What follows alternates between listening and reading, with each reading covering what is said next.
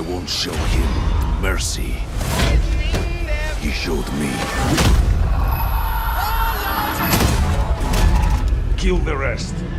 Adler is mine.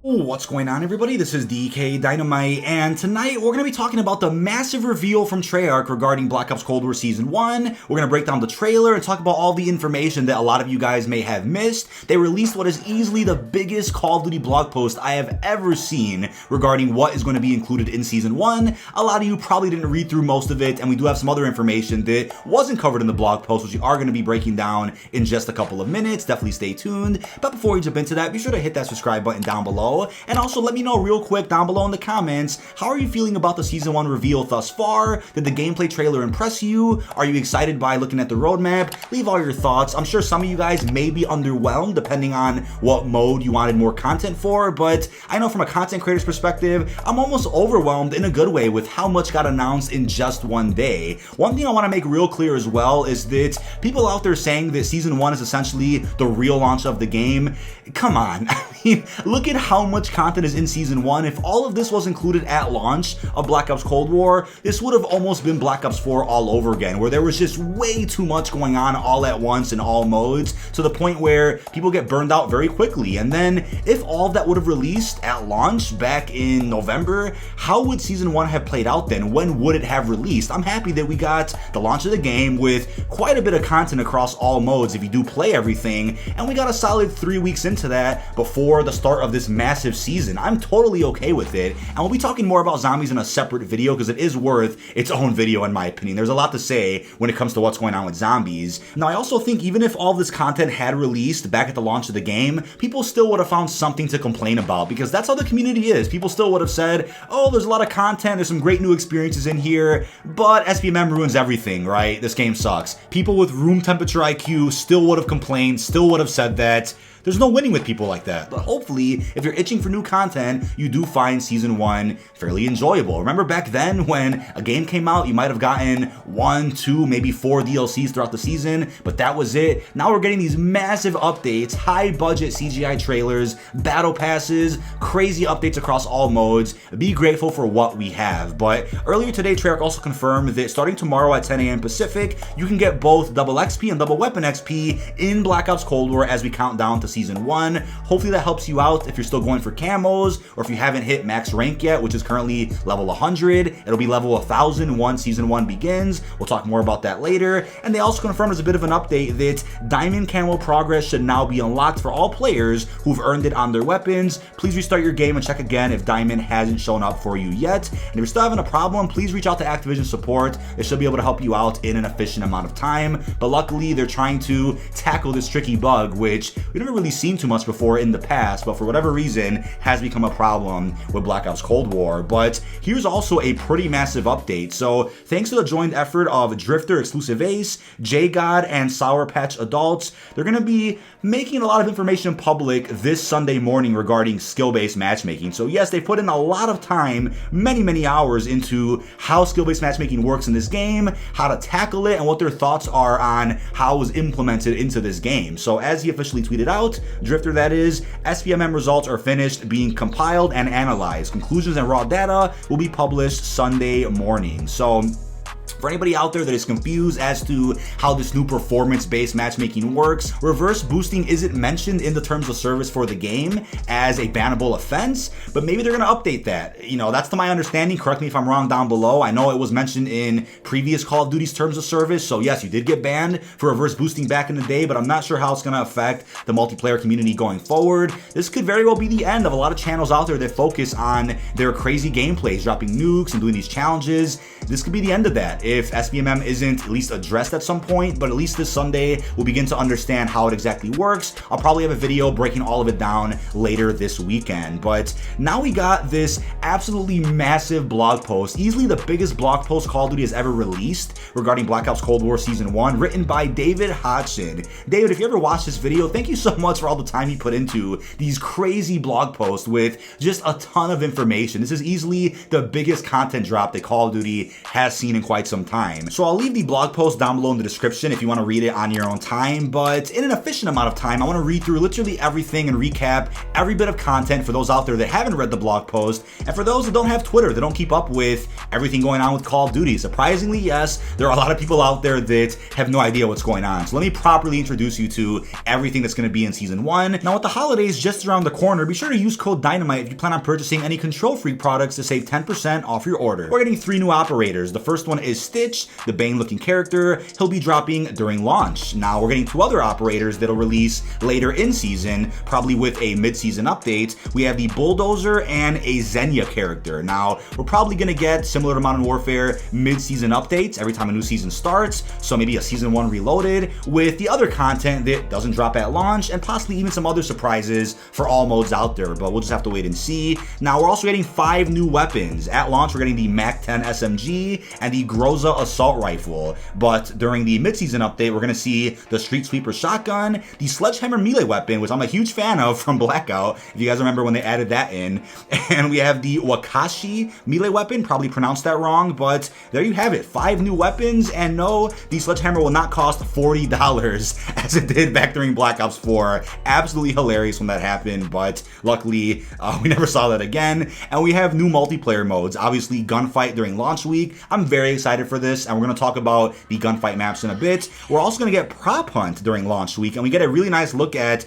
Nuketown 84 Christmas themed with Prop Hunt here. We can actually play as an arcade machine, which is going to be fantastic. This should be a lot of fun to do with a lot of you guys out there in the community. I'll probably do some open lobby live streams playing Prop Hunt with you guys. Should be a ton of fun. And we're also going to see a mode called Dropkick, which Charlie Intel previously reported on not too long ago, and the description for it is: this frantic game of nuclear hot potato features 2 teams each vying for control of a special and extremely important briefcase. The round begins with each team racing to the location of the nuclear briefcase and attempting to pick it up. Anyone grabbing the briefcase is automatically equipped with a powerful pistol, but it's ideally up to the rest of the team to keep the briefcase carrier safe. The team with the case gains access to launch codes, as well as an ever-increasing score for their team. If you die while your team controls the briefcase, you will not respawn until your carrier has been eliminated and the briefcase has been dropped. If your team isn't carrying the case, it must be flushed out and retrieved before it's too late. Once one team reaches the score limit by controlling and owning the briefcase, orders to execute a nuclear strike are confirmed and the round is won. In a highly explosive manner, the first team to 200 score wins. Very exciting there, kind of similar to Money in the Bank, VIP, Heist. Loving the vibes of this. Cannot wait to play it later in season. We're also going to be seeing Combined Arms Hardpoint 12v12 during launch week. So the only mode we have to wait for is Dropkick. So that's pretty cool. New content for multiplayer. We're also getting 8 new multiplayer maps, and some of them aren't new, they're remakes, but we do have some new ones mixed in here. So we're getting Pine, a 6v6 map during launch. We're going to be getting Raid, a familiar remaster during launch as well, 6v6. We're also going to see Nuketown 84 Holiday, 6v6 during launch week, which is very exciting. Hopefully they keep Nuketown Holiday themed in the game via custom matches, even once Season 1 ends and once Christmas is over. We'll love to see this stay in the game even past the Christmas event. Now we're going to be seeing Game Show, a 2v2 gunfight map during launch week, along with ICBM, another gunfight 2v2 experience during launch. And we're also going to see KGB, a 2v2 gunfight map during launch. And lastly, we're going to be seeing Uban 2v2 for gunfight during launch week as well. So at least we're getting new maps for gunfight, you know, brand new experiences, some ripped from the campaign, of course, but stuff we haven't seen in multiplayer before, so that should be fun. We're also going to see Sanatorium, a new Fireteam experience later in season, though not at launch, and the description for it is: deep in the Ural Plains is a Soviet experimental health retreat, the focus of a clandestine investigation by NATO forces in September 1984. Low-wooded hills provide cover for the fireteam squads to gain reconnaissance over the main, roughly circular-shaped main hotel, a concrete, brutalist architectural behemoth flanked by lakeside structures and a large wooden dock. God damn, that was a crazy sentence.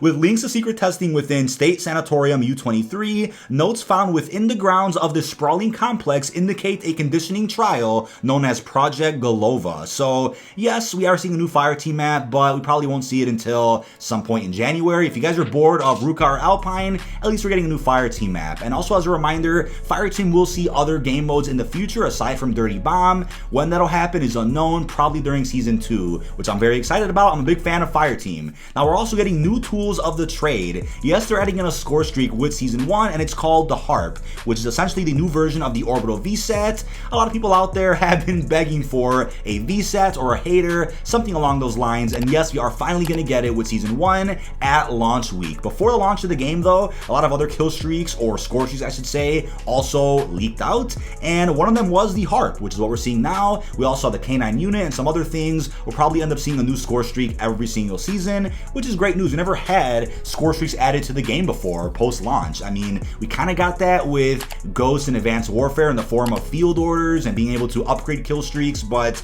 this is different. This is a brand new streak that the game hasn't seen yet, which is awesome. We're also going to be seeing the Tactical Raft Vehicle added in mid-season. We saw this back in Blackout, specifically on the main map, and then I think it was supposed to come to Alcatraz Portals and it never did, but the raft is coming back. It'll be available within the Sanatorium Fire Team map later in season, so gotta wait a bit for that, but if you guys like boats, we're gonna get them soon. Now, we're also getting season challenges added during launch week, so this is a big one. Replayability for all game modes, no matter if you play zombies or multiplayer, so as they confirmed, need even more ways to earn rewards throughout Season 1, then ready yourself for season challenges available in Black Ops Cold War. Expect 2 collections of 20 calling cards, 20 related to multiplayer and 20 for zombies, with each calling card becoming accessible in both collections at every 10 season levels. Be sure to aim for level 200 to unlock every season challenge during the course of a season. Once unlocked, you can continue to earn progress towards completing these during future seasons. So that's awesome. If you guys care about doing extra challenges, you want something to do, there you have it. Something extra that rewards you with calling cards. Now, they also went in depth with new prestige levels and the prestige shop available at launch week. At the start of Season 1, your season level will reset to level 1 while keeping all of your created class content unlocked during your military rank leveling from launch, and your progress will resume from the highest prestige level you achieved in the pre-season. The season offers 4 additional prestiges to achieve across the first 200 levels, as well as a new weapon blueprint as follows. So level 50, you'll get a new prestige, an emblem, prestige key, a blueprint, and a battle pass tier skip. At level 100, you get the same stuff, aside from a weapon blueprint. Level 150, same stuff. Level 200, you get the same stuff, but you also get a master prestige calling card, and all season challenges will be unlocked as well. Then from level 250 to 1000, you'll get new prestige keys every 50 levels. So I know this is confusing, but it's probably easier to understand when you read it for yourselves, which I have linked down below in the description. So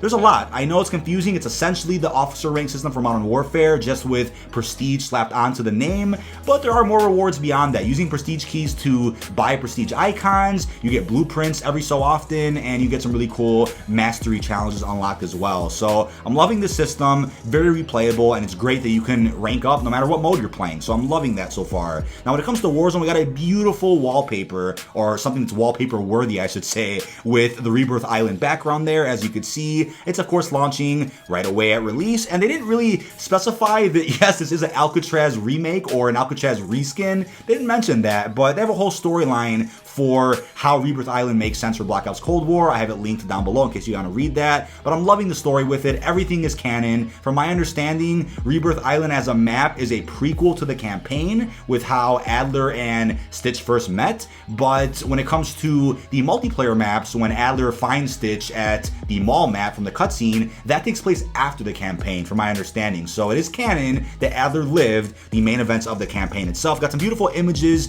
of Rebirth Island. I'm loving how everything looks. The gameplay was fantastic, as we saw from the trailer, and there is a brand new Gulag experience for Rebirth Island. It's available right away at launch. So as they said, deep below the surface of Rebirth's prison block, prisoners are dragged to an ominous new area during traditional battle royale modes. This classified location has a grim history, as certain inmates were experimented on as part of Perseus's plot to turn the tide of the Cold War, and yes, it is a 1v1 experience. So with that being said too, they also mentioned that Verdansk is also getting a new Gulag, which is really interesting, and it looks a bit like Nuketown. So during launch week, it's time to step out of the Gulag showers, as the prisoners of Warzone are now dragged to an interrogation room, strapped to a chair, and thrown into an all-new Gulag where the 1v1 battle rules are similar, but the arena is completely different. We got a glimpse of this interrogation from the trailer as well. You guys probably missed it, but watch from the spectator gantry spraying, punching, or lobbing rocks at the adversaries before entering the secret secret training facility below. And yes, it's a bit like Nuketown, and it was constructed by the same Soviets that made the America Town from the campaign. And if I'm looking at this correctly, the second house doesn't look like it's actually on the map, just one of the houses from Nuketown. Maybe it's just out of view, but if it's just one house, this is essentially Nuke House from Black Ops Declassified, a very small version of Nuketown from that multiplayer. And that Nuke House smaller map from Declassified will probably be how Gunfight plays out when they eventually add that to Nuketown as well. We also have a new game mode for Warzone known as Resurgence, also available at launch week, which is very exciting.